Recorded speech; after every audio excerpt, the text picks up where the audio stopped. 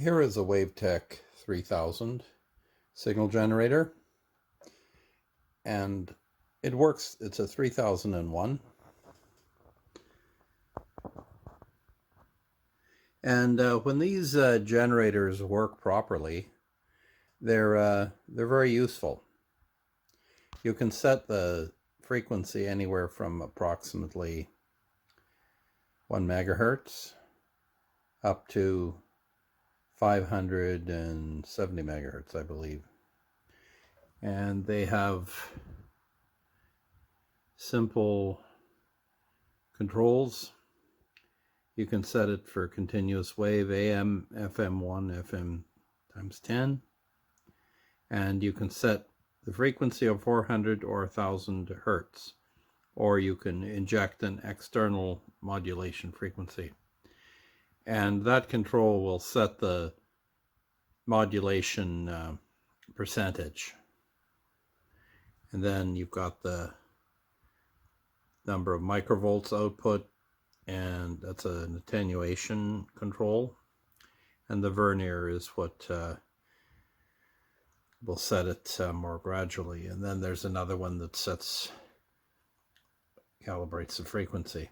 So anyway, these when these are working, it's 520 megahertz, sorry, 0.1 to 520. So they'll go down to 100K, but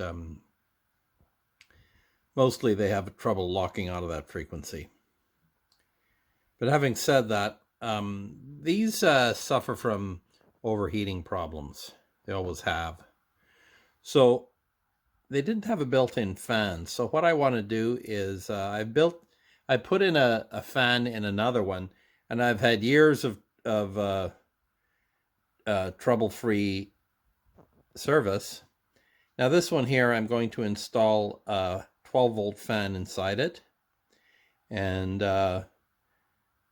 since I've never had any problems with this one since I got it not that long ago, I don't want to have any problems in the future. So I'm going to install a fan inside it, which is quite simple. And I'll show how to do that in this video. The top comes off with 3 screws and then just pops off. The top of the unit just pulls out, revealing the inside. Each of these metal boxes has a different section there. It's a very well built unit in the sense that it's extremely well shielded. The greatest weakness, as I said, is there's no ventilation. So I've read that no ventilation is the cause of these to overheat. So I'm going to put in ventilation. I'm going to find a 12-volt supply and just solder in a fan directly to the circuit board and then mount it.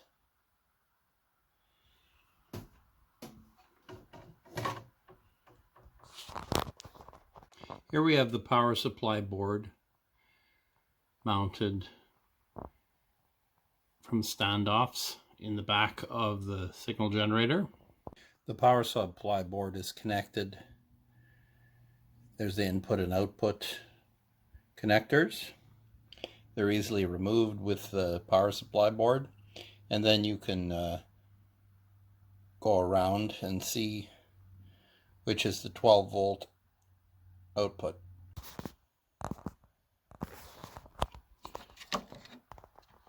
Might as well inspect the capacitors while I'm at it.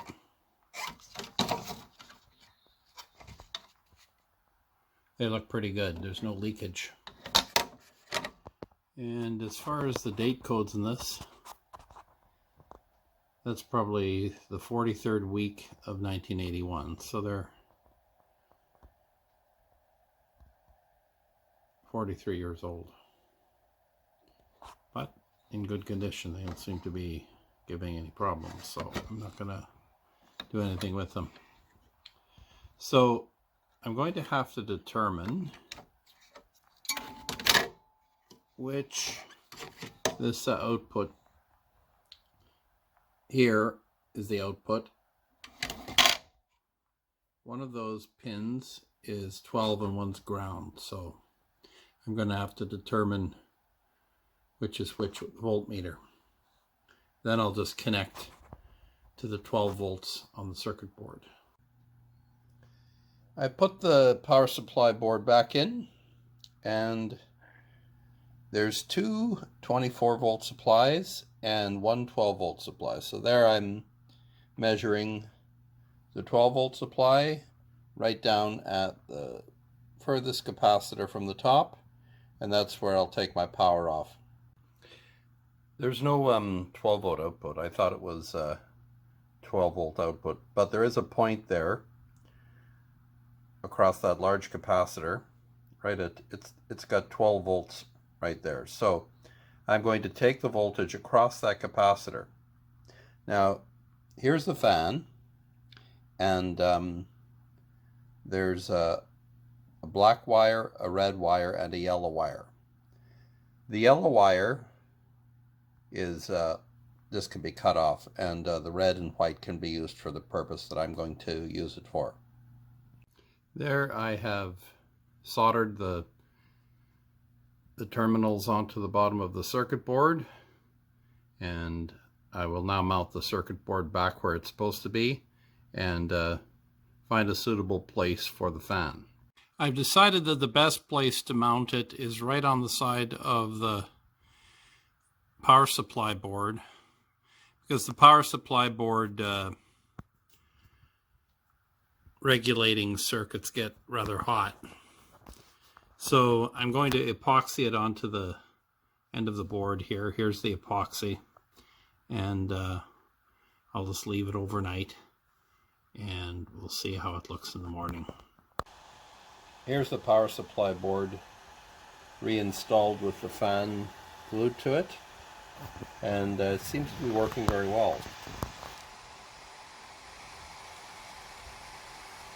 Nice breeze flowing there, and I can feel the breeze coming out here, so it's obviously making a circular route.